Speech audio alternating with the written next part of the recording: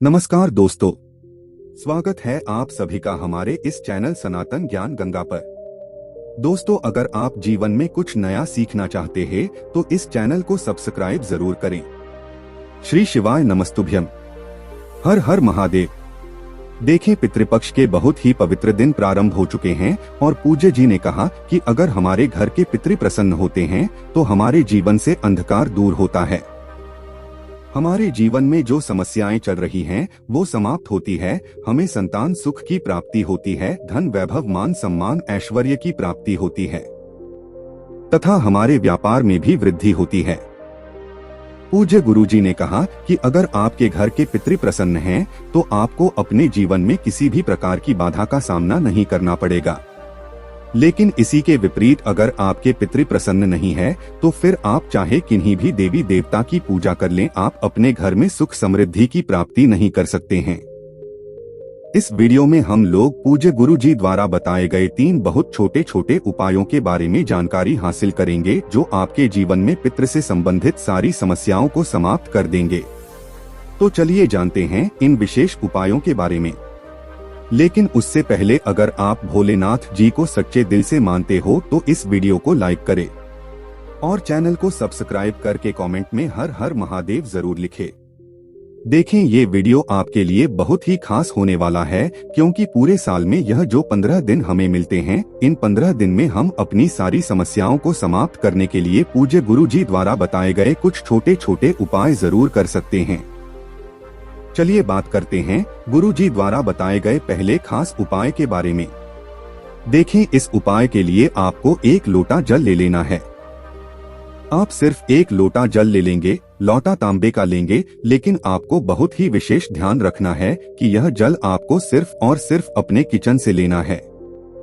आपके किचन में मटका, आरो या बाल्टी या कुछ भी रखरखाव जल वाला स्थान जहां कहीं भी आपके किचन में रखा हो तो वहां से आपको यह 1 लोटा जल भर लेना है। पूज्य गुरुजी ने कहा कि हमारे किचन में जो जल वाला स्थान होता है वह हमारे पितरों का स्थान होता है और इस स्थान से ही हमें यह 1 लोटा जल भर लेना है। फिर इसके बाद इस लोटे को लेकर यानी लोटे को आप अपने दाहिने हाथ में रखकर अपने घर के हर एक कोने में घूम जाएंगे। आप घर के प्रत्येक कोने में घूमते हुए ओम पितृ देवताय नमः इस मंत्र का स्मरण करते जाएंगे। बस आपको ध्यान रखना है कि आप किसी भी अशुद्ध जगह पर नहीं घूमेंगे, जैसे आपका बाथरूम या इत्यादि जो अशुद्ध जगह होती हैं वहां पर नहीं घूमेंगे। और अपने घर के प्रत्येक कोने में घूमते हुए ओम पितृ देवताय नमः इस मंत्र का स्मरण कर लेंगे।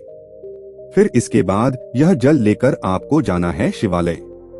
पूज्य गुरुजी ने कहा कि ये उपाय आप चाहे तो सुबह कर सकते हैं, नहीं तो शाम को कर लें, जब भी आपके पास टाइम तब आप शिवालय जाकर इस उपाय को कर सकते हैं।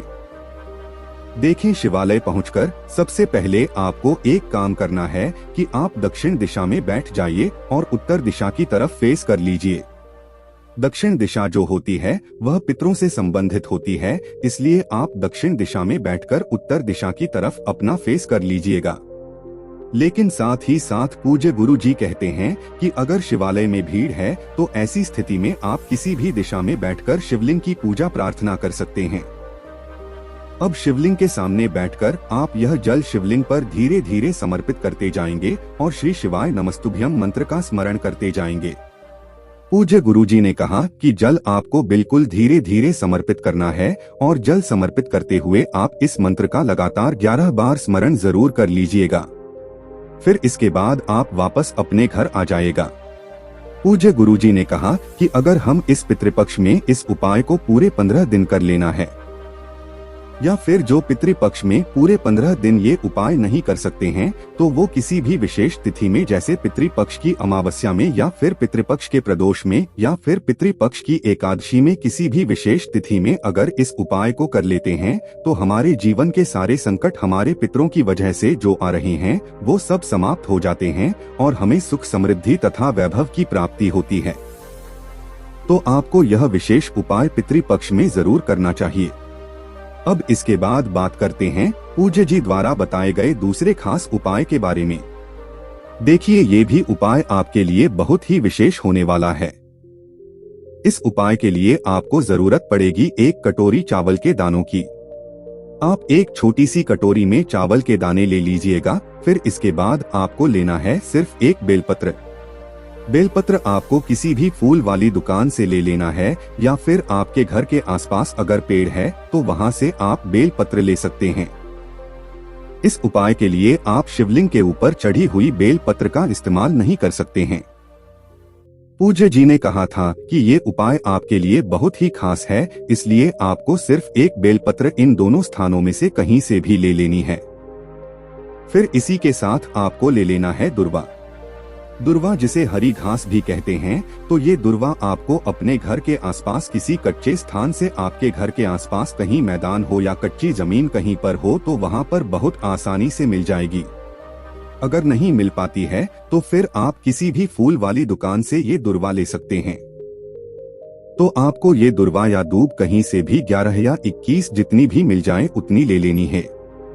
फिर इसके बाद आपको ये सारी सामग्री लेकर पहुंच जाना है अपने घर पर। सबसे पहले आप एक काम करेंगे, आपके घर में जो किचन है वहां पर आप पहुंच जाइएगा और किचन में कहीं पर भी आपको ये कटोरी चावल रख देने हैं। ओम पितृ देवताय नमः इस मंत्र का स्मरण करते हुए यह कटोरी के चावल पर रख देंगे। फिर इसी के ऊपर आपको एक बेलपत्र रख देना है और इसी के ऊपर आप जो दूर्वा लेकर आए हैं, जो आप 11 या 21 दूर्वा लेकर आए हैं, उनको बांध लीजिए। किसी भी तरह से दुर्गा को बांधकर इनका बंडल तैयार कर लीजिए और ये 11 दूर्वा भी इसी बेलपत्र के ऊपर रख दीजिए। फिर आपको ये एक कटोरी चावल और ये दोनों सामग्री यहीं पर कम से 2 या 3 दिन रखे रहने दीजिए। बस आपको एक छोटा सा काम करना है कि आप जितने दिन भी से अपने किचन में रखेंगे उतने दिन आपको लगातार शाम के समय एक दीपक इसके बगल में प्रज्वलित कर देना है।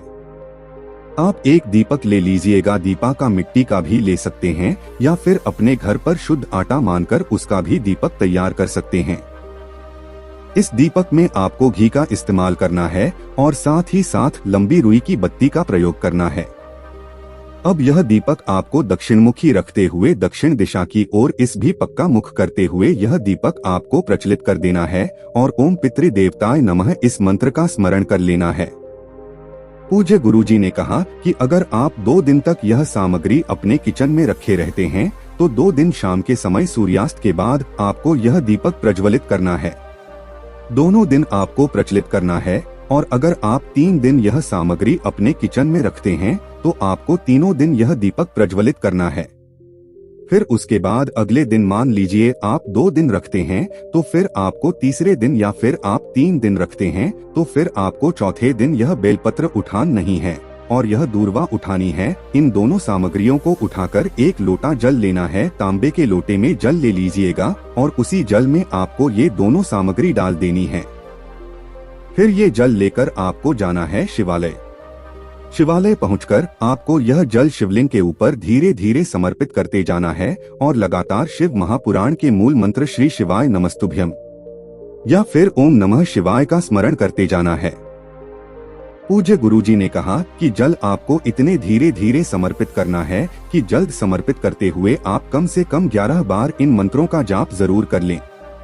गुरुजी कहते हैं कि अगर आपके लोटे में इन दोनों सामग्रियों में से कोई सामग्री बच जाती है तो उसको आप निकालकर शिवलिंग ऊपर समर्पित कर देंगे।